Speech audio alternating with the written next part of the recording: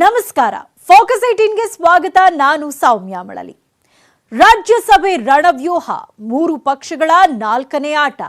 ಸಿದ್ದು ಚೆಕ್ಮೇಟ್ಗೆ ಡಿಕೆ ಶಾಕ್, ದಳಪತಿಗಳ counter strategy, ಕೇಸರಿ ಪಡೆಯ ರಾಜನೀತಿ, ದಿಗ್ಗಜರಿಗೆ ಮಾಸ್ಟರ್ ಸ್ಟ್ರೋಕ್. ಕ್ಷಣ ಕ್ಷಣಕ್ಕೂ ರೋಚಕ ಘಟ್ಟ ತಲುಪ್ತಾ ಇದೆ ರಾಜ್ಯಸಭಾ ಕದನ. 2 meeting, 2 phone call, game change ಮಾಡಿಬಿಡ್ತಾ? ಕಾಂಗ್ರೆಸ್ನ 1+1 ತಂತ್ರಕ್ಕೆ ಟಕ್ಕರ್ ಕೊಡ್ತಾ ಬಿಜೆಪಿ 2+1 ರಣತಂತ್ರ. 4 ಸ್ಥಾನ, 3 ಪಕ್ಷಗಳ ಮೇಲಾಟ. ಇದುವೇ ಹೊತ್ತಿನ ಫೋಕಸ್ 18 4 ಅಂಕಿ ಆಟ. ರಾಜ್ಯಸಭೆ ರಣವ್ಯೂಹ, 3 ಪಕ್ಷಗಳ 4ನೇ ಆಟ.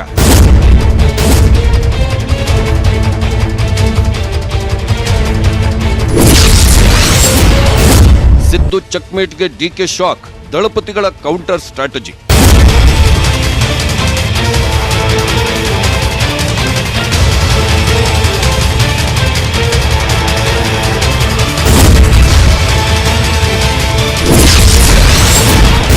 ಕೇಸರಿ ಪಡೆಯ ರಾಜನೀತಿ, ದಿಗ್ಗಜರಿಗೆ ಮಾಸ್ಟರ್ ಸ್ಟ್ರೋಕ್.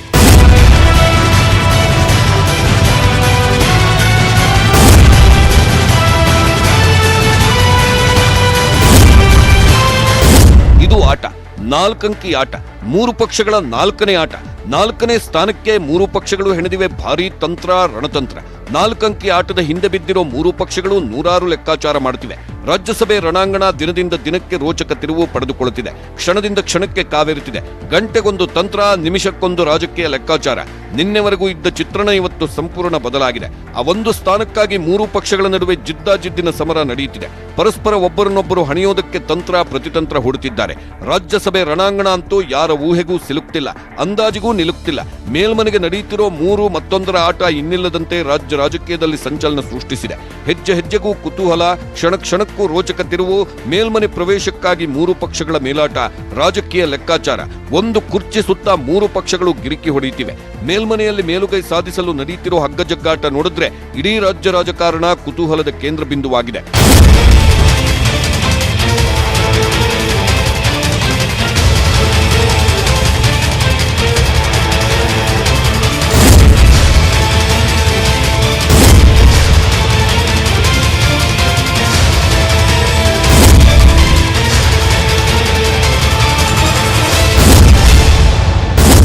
ಹೂಡಿದ ಒಂದೇ ಒಂದು ದಾಳಕ್ಕೆ ಎಲ್ಲಾ ರಾಜಕೀಯ ಲೆಕ್ಕಾಚಾರವೇ ಉಲ್ಟಾ ಪಲ್ಟಾ ಆಗಿದೆ.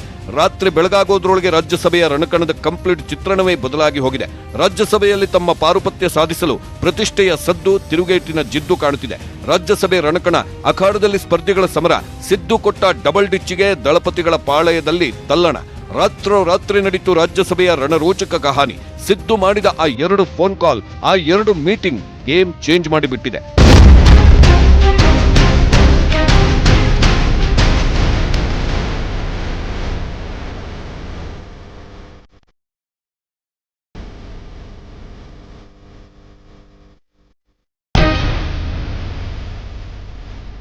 ಟಗರು ಮಹಾತಂತ್ರಕ್ಕೆ ರಾಜಕೀಯ ಬುಡವೇ ಅಲ್ಲಾಡಿ ಹೋಗಿದೆ.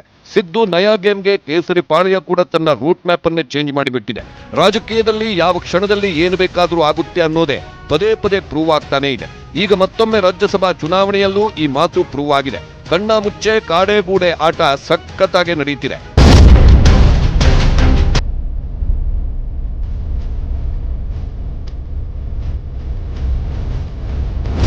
ರಾಜ್ಯ ರಾಜಕಾರಣದಲ್ಲಿ ದೊಡ್ಡ ಕೋಲಾಹಲವೇ ಸೃಷ್ಟಿಯಾಗಿದೆ. ರಾಜ್ಯಸಭೆಯಲ್ಲಿ 4 ಸ್ಥಾನಗಳು ಖಾಲಿ ಇದ್ದು 3 ಸ್ಥಾನಗಳಿಗೆ ಯಾವುದೇ ರೀತಿಯ ಅಡೆತಡೆ ಇಲ್ಲ. ಬಿಜೆಪಿಯಿಂದ ಆಯ್ಕೆಯಾದ ನಿರ್ಮಲಾ ಸೀತಾರಾಮನ್, ನಟ ಜಗ್ಗೇಶ್ ನಿಶ್ಚಿತವಾಗಿ ಮೇಲ್ಮನೆಗೆ ಎಂಟ್ರಿ ಕೊಡುತ್ತಾರೆ. ಇನ್ನು ಕಾಂಗ್ರೆಸ್ನಿಂದ ಜೈರಾಮ್ ರಮೇಶ್ ರಾಜ್ಯಸಭಾ ಅಖಾಡಕ್ಕೆ ಪ್ರವೇಶಿಸುವುದು ಗ್ಯಾರಂಟಿ. ಆದ್ರೆ ಅಡಕತ್ತರಿಯಲ್ಲಿ ಸಿಲುಕಿರೋದು ಅಂದ್ರೆ 4ನೇ ಸ್ಥಾನ. ಎಸ್, 4ನೇ ಸ್ಥಾನಕ್ಕಾಗಿ 3 ಪಕ್ಷಗಳ ನಡುವೆ ಹಗ್ಗಜಗ್ಗಾಟ ನಡೆಯುತ್ತಿದೆ. ಕ್ಷಣಕ್ಕೊಂದು ರಾಜಕೀಯ ಲೆಕ್ಕಾಚಾರ, ತಂತ್ರ ಪ್ರತಿತಂತ್ರಗಳ ಸ್ಟ್ರಾಟಜಿ ನಡೆಯುತ್ತಿದೆ.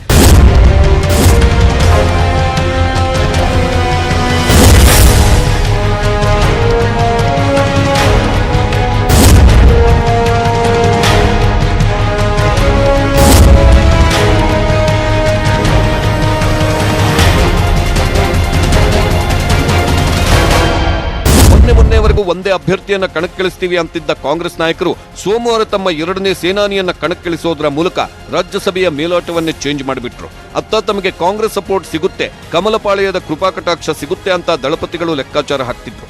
ಆದ್ರೆ ಸಿದ್ದು ಹೂಡಿದ ಆ ಒಂದೇ ಒಂದು ಮಾಸ್ಟರ್ ಸ್ಟ್ರೋಕ್ ದಳಪತಿಗಳಲ್ಲಿ ತಳಮಳವನ್ನೇ ಹುಟ್ಟುಹಾಕಿದೆ. ಮಂಗಳವಾರ ಕೊನೆ ಕ್ಷಣದವರೆಗೂ ಕಾಂಗ್ರೆಸ್ ಏನಾದ್ರೂ ಮನಸ್ಸು ಬದಲಾಯಿಸುತ್ತಾ ಅಂತ ಕಾದು ಕುಳಿತಿದ್ದ ಜೆಡಿಎಸ್ ಆಸೆ ಸುಳ್ಳಾಗಿದೆ. ದಳಪತಿಗಳು ಕೊನೆಗೂ ತಮ್ಮ ಅಭ್ಯರ್ಥಿ ಕುಪೇಂದ್ರ ರೆಡ್ಡಿಯನ್ನ ಕಣಕ್ಕಿಳಿಸಿದ್ದಾರೆ. ಇತ್ತ ಬಿಜೆಪಿಯಿಂದ ನಿರ್ಮಲಾ ಸೀತಾರಾಮನ್ ಹಾಗೂ ನಟ ಜಗ್ಗೇಶ್ ಇಬ್ರು ನಾಮಪತ್ರ ಸಲ್ಲಿಸಿದ್ದಾರೆ. ಅತ್ತ ಕಾಂಗ್ರೆಸ್ನಿಂದ ಜೈರಾಮ್ ರಮೇಶ್ ಹಾಗೂ ಮನ್ಸೂರ್ ಖಾನ್ ಅಖಾಡಕ್ಕೆ ಧುಮುಕಿದ್ದಾರೆ.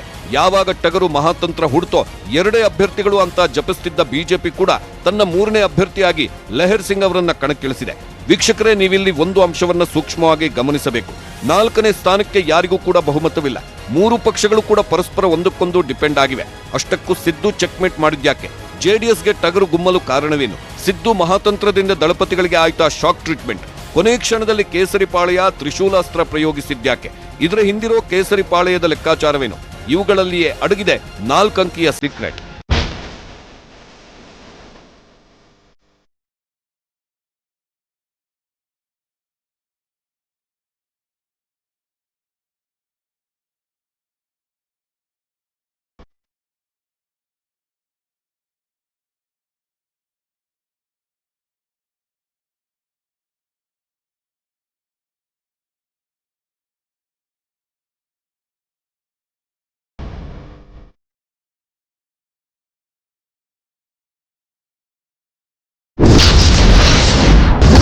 ಸಿದ್ದು ಅಸಲಿಯಾಟ ಶುರುವಾಗಿದ್ಯಾವಾಗ? ಆ ಒಂದು ಫೋನ್ ಕಾಲ್ನಲ್ಲಿ ಗೇಮ್ ಚೇಂಜ್. ರಾತ್ರಿ ಬೆಳಗಾಗೋದ್ರೊಳಗೆ ರಾಜಕೀಯ ಲೆಕ್ಕಾಚಾರವೇ ಉಲ್ಟ.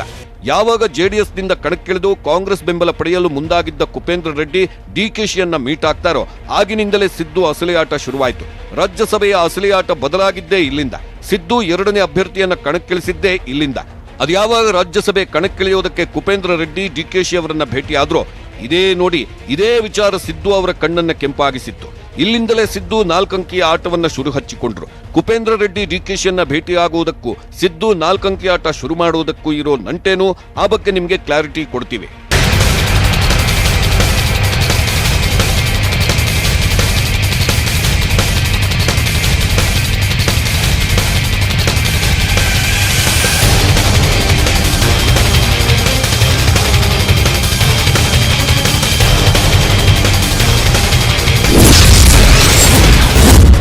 ಜೆಡಿಎಸ್ ಬಳಿ ಇರೋದು ಕೇವಲ 32 ಮತ. ಅವರ ಅಭ್ಯರ್ಥಿ ಗೆಲ್ಲಬೇಕು ಅಂದ್ರೆ ಇನ್ನೂ 13 ಮತಗಳ ಶಾರ್ಟೇಜ್ ಬೀಳುತ್ತೆ. ಅವರಿಗೆ ಕಾಂಗ್ರೆಸ್ ಸಪೋರ್ಟ್ ಬೇಕೇ ಬೇಕು. ಯಾಕಂದ್ರೆ ಕಾಂಗ್ರೆಸ್ ಬಳಿ 70 ಮತಗಳಿವೆ. ಒಬ್ಬ ಅಭ್ಯರ್ಥಿ ಗೆಲ್ಲಲು 45 ಮತಗಳು ಬೇಕು. ಆಗ ಕಾಂಗ್ರೆಸ್ ಬಳಿ 25 ಮತಗಳು ಹೆಚ್ಚುವರಿಯಾಗಿ ಉಳಿಯುತ್ತೆ. ಈ 25 ಮತಗಳಲ್ಲಿ 13 ಮತಗಳು ಜೆಡಿಎಸ್ ತೆಕ್ಕೆಗೆ ಸಿಕ್ಕಿದ್ರೆ ಜೆಡಿಎಸ್ ಅಭ್ಯರ್ಥಿ ಗೆಲುವು ಪಕ್ಕ. ಇದೇ ಸ್ಟ್ರಾಟಜಿಯಿಂದಲೇ ಕುಪೇಂದ್ರ ರೆಡ್ಡಿ ಕೆಪಿಸಿಸಿ ಅಧ್ಯಕ್ಷ ಡಿಕೆಶಿಯನ್ನ ಭೇಟಿಯಾಗಿದ್ರು.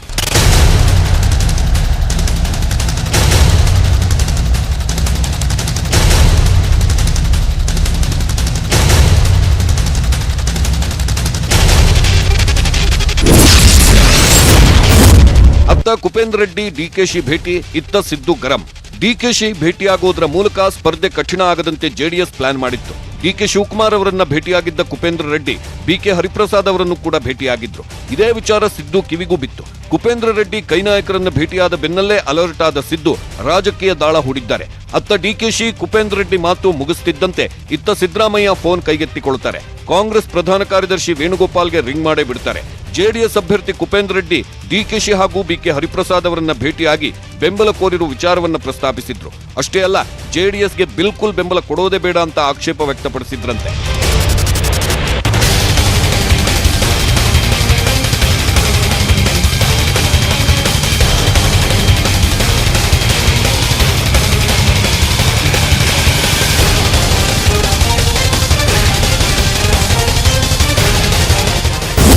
ಪಕ್ಷದೊಳಗೆ ಮೇಲುಗೈ ಸಾಧಿಸಲು ದಳಪತಿಗಳಿಗೆ ಟಕ್ಕರ್ ಕೊಡಲು ಸಿದ್ದು ಒಂದು ಮಾಸ್ಟರ್ ಪ್ಲಾನ್ ರೂಪಿಸಿದ್ರು. ಹಾಗೆ ಫೋನ್ ಮೂಲಕವೇ ವೇಣುಗೋಪಾಲ್ ಅವರಿಗೆ ತಮ್ಮ ಪ್ಲಾನ್ ಅನ್ನು ವಿವರಿಸಿದ್ರು ಸಿದ್ದು. ಜೆಡಿಎಸ್ನವರು ನಮ್ಮ ವಿರುದ್ಧ ಪದೇ ಪದೇ ವಾಗ್ದಾಳಿ ಮಾಡ್ತಿರ್ತಾರೆ. ಮೈತ್ರಿ ಸರ್ಕಾರದ ನಂತರವೂ ನಮ್ಮ ಮೇಲೆ ಆರೋಪಗಳ ಸುರಿಮಳೆಗೈತಿದ್ದಾರೆ. ಈಗ ನಾವು ರಾಜ್ಯಸಭೆ ಚುನಾವಣೆಯಲ್ಲಿ ಜೆಡಿಎಸ್ ಜೊತೆ ಕೈ ಜೋಡಿಸಿದ್ರೆ ತಪ್ಪು ಸಂದೇಶ ರವಾನೆಯಾಗುತ್ತೆ.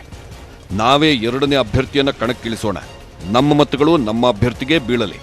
ಆಗ ಅನಿವಾರ್ಯವಾಗಿ ಜೆಡಿಎಸ್ ಬಿಜೆಪಿ ಜೊತೆ ಕೈ ಜೋಡಿಸುತ್ತೆ. ಆಗ ನಾವು ಮತ್ತೆ ಜೆಡಿಎಸ್ ಬಿಜೆಪಿಯ ಬಿ ಟೀಮ್ ಅಂತ ಪುನರುಚ್ಚರಿಸಬಹುದು. ಜನರೆದುರು ಜೆಡಿಎಸ್ ನಾಯಕರ ಬಂಡವಾಳವನ್ನ ಬಯಲು ಮಾಡಬಹುದು. ನಿಮ್ಮ ಮಾತು ನನಗೆ ಅರ್ಥವಾಗಿದೆ, ರಾಜಕೀಯ ಲೆಕ್ಕಾಚಾರವೂ ಗೊತ್ತಾಗಿದೆ. ಈ ಬಗ್ಗೆ ಸೋನಿಯಾ ಮೇಡಮ್ ಜೊತೆ ಚರ್ಚಿಸಿ ನಿಮ್ಗೆ ಹೇಳ್ತೀನಿ. ಇಲ್ಲಿಗೆ ಸಿದ್ದು ಹೂಡಿದ ರಾಜಕೀಯ ದಾಳ ವರ್ಕೌಟ್ ಆಗುತ್ತೆ. ಕಾಂಗ್ರೆಸ್ ಪಾಳೆಯದಿಂದ ಎರಡನೇ ಅಭ್ಯರ್ಥಿಯ ಹೆಸರು ಫೈನಲ್ ಆಗುತ್ತೆ. ಸಿದ್ದು ಕೊಟ್ಟ ಚೆಕ್ಮೇಟ್ಗೆ ದಳಪತಿಗಳು ದಂಗಾಗಿದ್ರೆ ಡಿಕೆಶಿ ಫುಲ್ ಶಾಕ್ ಆಗ್ಬಿಟ್ಟಿದ್ರು. ಈ ಮೂಲಕ ಒಂದೇ ಕಲ್ಲಿನಲ್ಲಿ ಎರಡು ಹಕ್ಕಿ ಹೊಡೆಯಿತು ಟಗರು. ಒಂದು ದಳಪತಿಗಳ ಜೊತೆ ಕೈ ಜೋಡಿಸಲ್ಲ ಅನ್ನೋ ಸ್ಪಷ್ಟ ಸಂದೇಶ, ಮತ್ತೊಂದು ಪಕ್ಷದಲ್ಲಿರೋ ತಮ್ಮ ವಿರೋಧಿ ಬಣಕ್ಕೆ ಈಗಲೂ ನಾನೇ ಕಿಂಗ್ ಮೇಕರ್ ಅನ್ನುವಂತಿತ್ತು ಸಿದ್ದು ಸ್ಟ್ರಾಟಜಿ. ಟಗರು ಸ್ಟ್ರೋಕ್ಗೆ ದಳಪತಿಗಳು ಕಂಗಾಲು.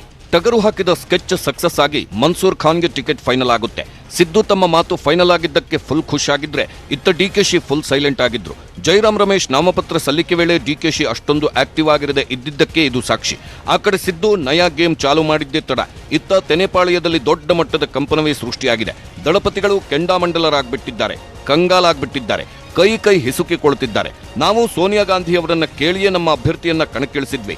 ಕಾಂಗ್ರೆಸ್ ನಮಗೆ ಬೆಂಬಲ ಕೊಡುತ್ತೆ ಅನ್ನೋ ಲೆಕ್ಕಾಚಾರದಲ್ಲಿಯೇ ನಾವು ನಮ್ಮ ಕ್ಯಾಂಡಿಡೇಟ್ ಅನ್ನ ಕಣಕ್ಕಿಳಿಸಿದ್ವಿ. ಕೋಮುವಾದಿ ಬಿಜೆಪಿಯನ್ನು ಹೊರಗಿಟ್ಟು ಕಾಂಗ್ರೆಸ್ ಜೊತೆಗೆ ಕೈ ಜೋಡಿಸಬೇಕು ಅನ್ನೋದು ನಮ್ಮ ಲೆಕ್ಕಾಚಾರವಾಗಿತ್ತು. ಆದರೆ ಕಾಂಗ್ರೆಸ್ ಎರಡನೇ ಅಭ್ಯರ್ಥಿಯನ್ನ ಕಣಕ್ಕಿಳಿಸೋದ್ರ ಮೂಲಕ ಕೊಟ್ಟ ಮಾತನ್ನ ಉಳಿಸಿಕೊಂಡಿಲ್ಲ ಅನ್ನೋ ಅರ್ಥದಲ್ಲಿ ಅಸಮಾಧಾನ ವ್ಯಕ್ತಪಡಿಸಿದ್ದಾರೆ ರೇವಣ್ಣ.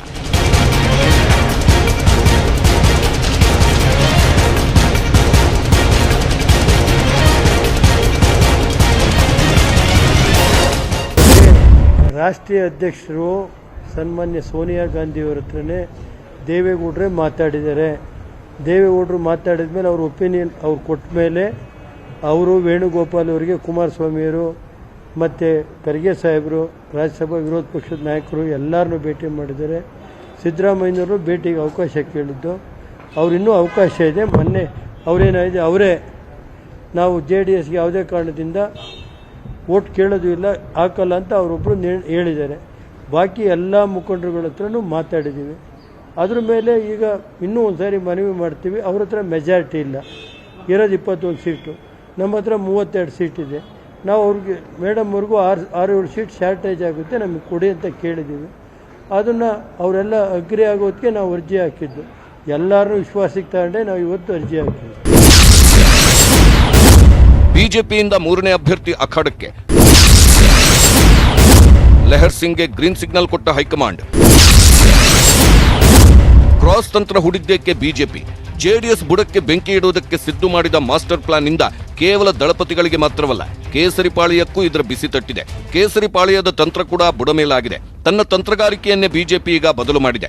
ಸೋಮವಾರದವರೆಗೂ 1+1 ಅಂತ ಮಂತ್ರ ಜಪಿಸುತ್ತಿದ್ದ ಕೇಸರಿ ಕಲಿಗಳು ಈಗ 2+1 ರಣತಂತ್ರಕ್ಕೆ ಮೊರೆ ಹೋಗಿದ್ದಾರೆ. ಸೋಮವಾರ ತಡರಾತ್ರಿ ತಮ್ಮ ಮೂರನೇ ಅಭ್ಯರ್ಥಿ ಕಣಕ್ಕಿಳಿಸೋದಕ್ಕೆ ಅಂತಿಮ ಮುದ್ರೆ ಒತ್ತಿದೆ ಬಿಜೆಪಿ ಹೈಕಮಾಂಡ್. ಅಂದ್ರೆ ಈಗ ನಿರ್ಮಲಾ ಸೀತಾರಾಮನ್, ಜಗ್ಗೇಶ್ ಜೊತೆಗೆ ಮೂರನೇ ಅಭ್ಯರ್ಥಿಯನ್ನು ಕೂಡ ಕಣಕ್ಕಿಳಿಸಿದೆ. ಲೆಹರ್ ಸಿಂಗ್ ಅವರನ್ನ ಮೂರನೇ ಸೇನಾನಿಯಾಗಿ ಅಖಾಡಕ್ಕೆ ಇಳಿಸೋದ್ರ ಮೂಲಕ ಸಿದ್ದು ಹಾಗೂ ದಳಪತಿಗಳಿಗೆ ಮಾಸ್ಟರ್ ಸ್ಟ್ರೋಕ್ ಕೊಟ್ಟಿದ್ದಾರೆ ಕೇಸರಿ ಕಲಿಗಳು. ರಾಜ್ಯಸಭೆ ಚುನಾವಣೆಗೆ ಎರಡೇ ಅಭ್ಯರ್ಥಿ ಹಾಕಿ ಸುಮ್ಮನೆ ಕುಳಿತಿದ್ದ ಬಿಜೆಪಿ ಸಿದ್ದು ದಾಳ ಹೂಡ್ತಿದ್ದಂತೆ ಅಲರ್ಟ್ ಆಗಿದೆ. ಕಾಂಗ್ರೆಸ್ 1+1 ಸೂತ್ರಕ್ಕೆ ಟಕ್ಕರ್ ಕೊಡೋದಕ್ಕೆ ಬಿಜೆಪಿ 2+1 ತಂತ್ರಕ್ಕೆ ಮೊರೆ ಹೋಗಿದೆ. ಹೆಚ್ಚುವರಿ ಮತಗಳನ್ನು ಕಾಂಗ್ರೆಸ್ ಹಾಗೂ ಜೆಡಿಎಸ್ಗೆ ಕೊಡಬಾರದು ಅನ್ನೋ ನಿಟ್ಟಿನಲ್ಲಿ ಬಿಜೆಪಿ ಈ ಪ್ಲಾನ್ ಮಾಡಿದೆ. ಇದಕ್ಕೂ ಮೊದಲು ಕೇಸರಿಪಾಳ್ಯ ಸ್ವತಂತ್ರ ಅಭ್ಯರ್ಥಿಯನ್ನ ಕಣಕ್ಕಿಳಿಸಿ ಬಾಹ್ಯ ಬೆಂಬಲ ನೀಡಬೇಕು ಅನ್ನೋ ಸ್ಟ್ರಾಟಜಿ ಹೂಡಿತ್ತು. ಒಂದು ವೇಳೆ ಸ್ವತಂತ್ರ ಅಭ್ಯರ್ಥಿ ಸೋತ್ರೂ ಕೂಡ ತಮಗೆ ಯಾವುದೇ ರೀತಿ ಮುಖಭಂಗ ಆಗೋದಿಲ್ಲ ಅನ್ನೋದು ಕೇಸರಿ ಕಲಿಗಳ ರಣತಂತ್ರವಾಗಿತ್ತು. ಆದರೆ ಯಾವಾಗ ಸಿದ್ದು ಎರಡನೇ ಅಭ್ಯರ್ಥಿಯ ಪಾನ್ ಮೂವ್ ಮಾಡಿದ್ರೋ, ಇತ್ತ ಬೊಮ್ಮಾಯಿ ಕೂಡ ಮೂರನೇ ಅಭ್ಯರ್ಥಿಯ ಪಾನ್ ಮೂವ್ ಮಾಡಿದ್ರು. ಬಿಜೆಪಿ ತ್ರಿಶೂಲ ಅಸ್ತ್ರದ ಹಿಂದೆ ಜೆಡಿಎಸ್ ನೆರಳಿದೆ ಅನ್ನೋ ಅನುಮಾನ ಮೂಡಿದೆ. ಜೆಡಿಎಸ್ ಸಹವಾಸವೇ ಬೇಡ ಅಂದಿರೋ ಸಿದ್ದರಾಮಯ್ಯಗೆ ಕೌಂಟರ್ ಕೊಡಲು ದಳಪತಿಗಳು ಬಿಜೆಪಿಗೆ ಬೆಂಬಲ ಸೂಚಿಸ್ತಾರಾ ಅನ್ನೋ ಪ್ರಶ್ನೆಗಳು ಎದ್ದಿವೆ. ಇದ್ರ ಜೊತೆಗೆ ಬಿಜೆಪಿ ಮೂರನೇ ಅಭ್ಯರ್ಥಿಯನ್ನ ಕಣಕ್ಕಿಳಿಸೋದ್ರ ಹಿಂದೆ ಮತ್ತೊಂದು ಮಾಸ್ಟರ್ ಪ್ಲಾನ್ ಕೂಡ ಅಡಗಿದೆ. ಎರಡನೇ ಪ್ರಾಶಸ್ತ್ಯದಲ್ಲಿ ಬಿಜೆಪಿ ನಾಯಕರು ಮತ ಚಲಾಯಿಸುತ್ತಾರೆ. ಮತಗಳ ಮೌಲ್ಯದ ಆಧಾರದ ಮೇಲೆ ಬಿಜೆಪಿಯ ಮೂರನೇ ಅಭ್ಯರ್ಥಿ ಜಯಗಳಿಸಬಹುದು. ಬಿಜೆಪಿಗೆ ಎರಡನೇ ಪ್ರಾಶಸ್ತ್ಯದ ಮತಗಳಿಂದ ಗೆಲ್ಲುವ ವಿಶ್ವಾಸವಿದೆ. ಕಾಂಗ್ರೆಸ್ಗೆ 70 ಮತಗಳಲ್ಲಿ 45 ಮತ್ತು 25 ಮತಗಳು ಮೊದಲ ಪ್ರಾಶಸ್ತ್ಯದಲ್ಲಿ ಸಿಗುತ್ತೆ. ಈಗಾಗಲೇ ಕಾಂಗ್ರೆಸ್ ಎರಡನೇ ಅಭ್ಯರ್ಥಿಯನ್ನ ಕಣಕ್ಕಿಳಿಸಿರುವುದರಿಂದ ಎರಡನೇ ಪ್ರಾಶಸ್ತ್ಯದ ಮತದ ಮೌಲ್ಯ ಬಿಜೆಪಿಗಿಂತ ಕಡಿಮೆಯಾಗಲಿದೆ. ಇನ್ನು ಜೆಡಿಎಸ್ ಅಭ್ಯರ್ಥಿ 32 ಶಾಸಕರ ಮೊದಲ ಪ್ರಾಶಸ್ತ್ಯದ ಮತಗಳನ್ನು ಪಡೆದು ಗೆಲ್ಲೋದು ಕಷ್ಟ ಆಗುತ್ತೆ. ಇದರ ಜೊತೆಗೆ ಜೆಡಿಎಸ್ನಿಂದ ಕ್ರಾಸ್ ವೋಟಿಂಗ್ ನಿರೀಕ್ಷೆಯಲ್ಲಿದೆ ಬಿಜೆಪಿ. ಇದಷ್ಟೇ ಅಲ್ಲದೆ ಮತಗಳನ್ನು ಅಮಾನ್ಯ ಮಾಡುವುದು ಕೂಡ ಬಿಜೆಪಿ ತಂತ್ರವಾಗಿದೆ. ಹಾಗೆ ಜೆಡಿಎಸ್ ಕಾಂಗ್ರೆಸ್ನಿಂದ ಮತಗಳನ್ನು ಸೆಳೆಯಲು ಪ್ಲಾನ್ ಕೂಡ ಮಾಡುತ್ತಿದೆ ಕೇಸರಿಪಾಳ್ಯ. ಶಿಷ್ಯನ ದಾಳಕ್ಕೆ ಪ್ರತಿದಾಳ ಹೂಡಿದ್ರ ದೇವೇಗೌಡರು. ಸಿದ್ದು ಹೂಡಿದ ದಾಳ ಇದೆಯಲ್ಲ, ಜೆಡಿಎಸ್ ಪಕ್ಷವನ್ನ ಎಲ್ಲಾ ರೀತಿಯಲ್ಲೂ ಅಡಕತ್ತರಿಗೆ ಸಿಲುಕಿಸಿಬಿಟ್ಟಿದೆ. ಹೀಗಾಗಿ ಶಿಷ್ಯ ಹೂಡಿದ ದಾಳಕ್ಕೆ ಗುನ್ನ ಇಡಬೇಕು ಅಂತ ದೊಡ್ಡಗೌಡರು ಕೂಡ ಪ್ಲಾನ್ ಮೇಲೆ ಪ್ಲಾನ್ ಮಾಡುತ್ತಿದ್ದಾರೆ. ಈಗಾಗಲೇ ಸೋನಿಯಾ ಗಾಂಧಿ ಜೊತೆ ಒಂದು ಸುತ್ತಿನ ಮಾತುಕತೆ ನಡೆಸಿರೋ ದೇವೇಗೌಡರು ಮತ್ತೊಂದು ಸುತ್ತಿನ ಮಾತುಕತೆ ನಡೆಸೋದಕ್ಕೆ ಪ್ಲಾನ್ ಮಾಡಿದ್ರು. ಬಿಜೆಪಿಯನ್ನ ಅಧಿಕಾರದಿಂದ ದೂರ ಇಡೋಣ ಅಂತ ಹೇಳಿ ಮನವೊಲಿಸೋಕೆ ಟ್ರೈ ಮಾಡಿದ್ರು ಅಂತ ಹೇಳಲಾಗುತ್ತೆ. ಆದ್ರೆ ಇದು ಎಷ್ಟರ ಮಟ್ಟಿಗೆ ಸಕ್ಸಸ್ ಆಗುತ್ತೆ ಅನ್ನೋದೇ ಸದ್ಯದ ಕುತೂಹಲ. ಯಾಕಂದ್ರೆ ಸಿದ್ದು ಅಷ್ಟು ಸುಲಭವಾಗಿ ಪಟ್ಟು ಬಿಡಲ್ಲ. ಅವರು ತಾವು ಇಳಿಸಿದ ಎರಡನೇ ಅಭ್ಯರ್ಥಿಯನ್ನ ಕಣದಿಂದ ವಾಪಸ್ ತೆಗೆದುಕೊಳ್ಳುವುದು ಕಷ್ಟ, ಜೆಡಿಎಸ್ ಮುಂದೆ ತಲೆಬಾಗೋ ಪ್ರಶ್ನೆನೇ ಇಲ್ಲ ಅಂತ ಹೇಳೋ ಸಿದ್ದು ಈಗ ದೊಡ್ಡಗೌಡರ ದಾಳಕ್ಕೆ ಪ್ರತಿದಾಳ ಹೂಡುವುದಕ್ಕೂ ಪ್ಲಾನ್ ಮಾಡಿದ್ದಾರೆ ಅನ್ನೋ ಮಾತುಗಳಿವೆ. ಕೇವಲ ಕರ್ನಾಟಕ ರಾಜ್ಯಸಭೆ ಮಾತ್ರವಲ್ಲ, ಬೇರೆ ರಾಜ್ಯಗಳ ರಾಜ್ಯಸಭೆ ಚುನಾವಣೆ ಕೂಡ ರಣರೋಚಕವಾಗಿದೆ. ಅಚ್ಚರಿ ಅಂದ್ರೆ ಇಲ್ಲೂ ಕೂಡ ಕೇಸರಿ ಪಡೆಯ ರಾಜನೀತಿ ಸಖತ್ ಕುತೂಹಲ ಕೆರಳಿಸಿದೆ. ದಿಗ್ಗಜರಿಗೆ ಮಾಸ್ಟರ್ ಸ್ಟ್ರೋಕ್ ಹೂಡಿದೆ ಬಿಜೆಪಿ ಹೈಕಮಾಂಡ್.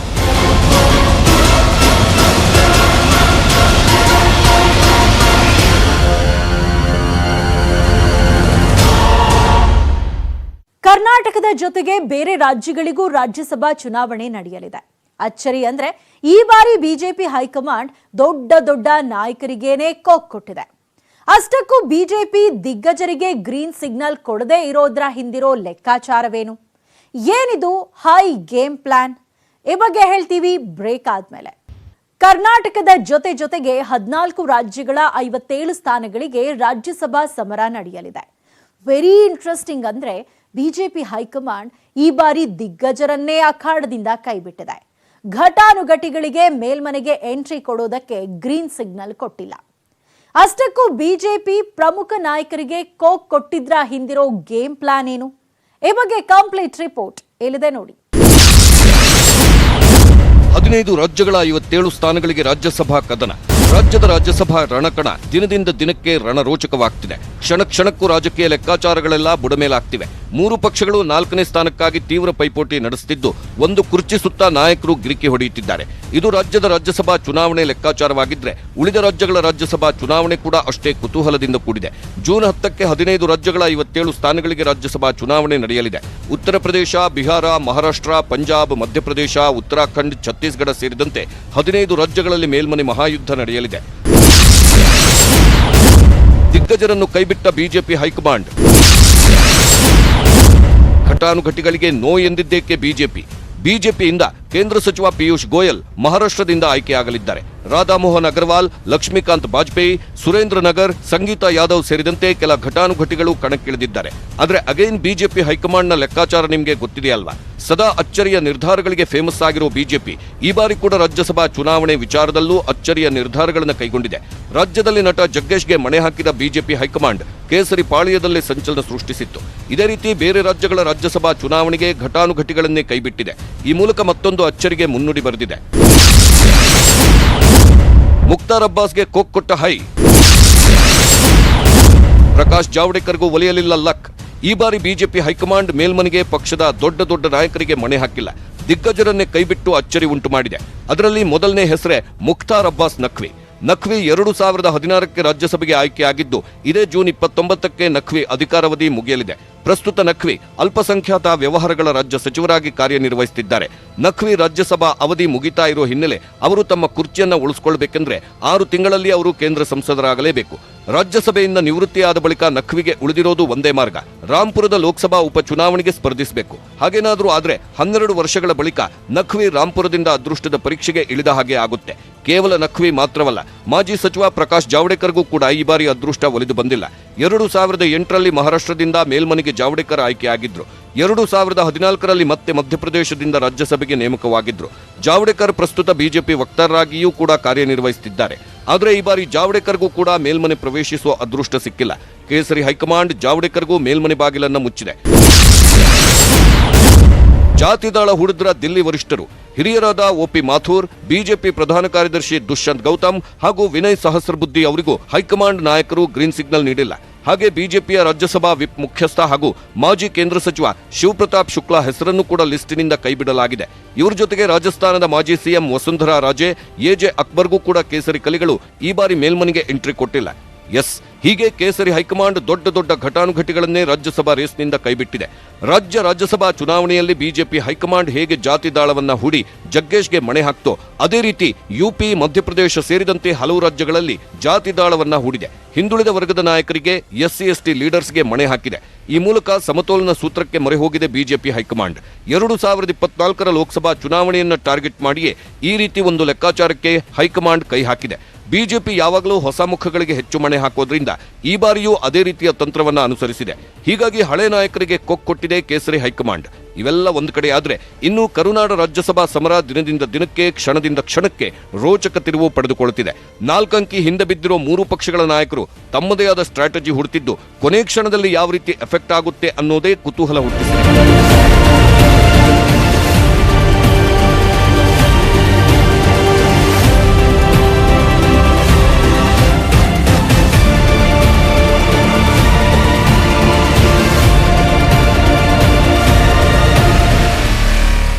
ಇದಾಗಿತ್ತು ಈ ಹೊತ್ತಿನ ಫೋಕಸ್ 18. ನೋಡ್ತಾರಿ ನ್ಯೂಸ್ 18 ಕನ್ನಡ.